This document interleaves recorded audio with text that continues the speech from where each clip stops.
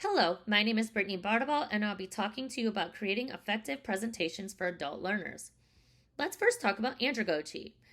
Malcolm Knowles was an American educator who is known for the use of the term andragogy. Andragogy is a term used to describe adult education and the teaching of adult learners.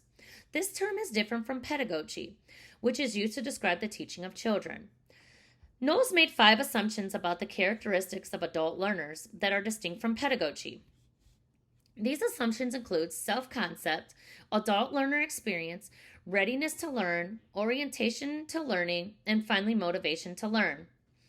First, we have self-concept, which is the theory that adults are more self-directed learners as opposed to someone who is more dependent. Next is the adult learner experience, which means as a person is maturing, they have a range of experiences that can be used as a resource for their learning. And then we have readiness to learn. Which adults are more ready to learn things that they can apply to their own lives? And we have orientation to learning, which is when the adult shifts to the desire to learn problem-centered learning concepts instead of subject-based ones. And finally, the motivation to learn is internal for adults rather than external it would be for pedagogy. Applying these principles when creating and delivering professional development is key towards ensuring a positive outcome.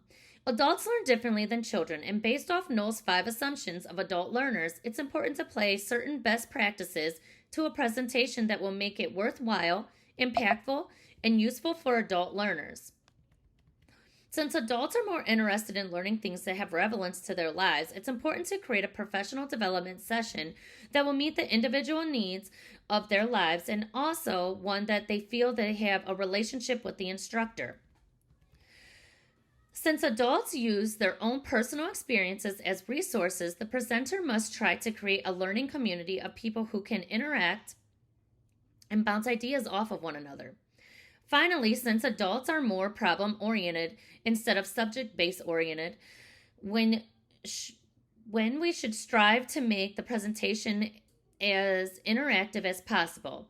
3 more best practices for adult learners are to make the learning relevant to their work, including activities that are hands-on to allow the adult learner to practice immediately what they are learning, and finally creating content that the adult learners can use right away and that are convenient and practical to use.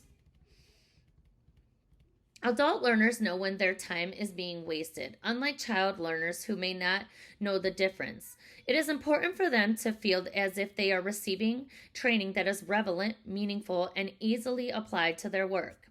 Having hands-on activities leans into the problem-centered learning styles that define andragogy, and finally change it to be practical and offer something that they can take away immediately to use.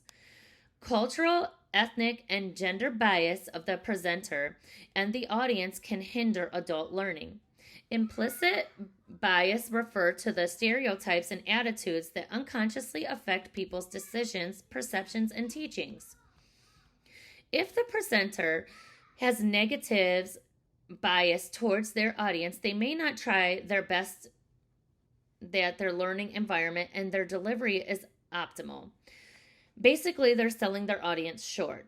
A professional development leader should try to acknowledge any bias that they have and examine and why they have that bias.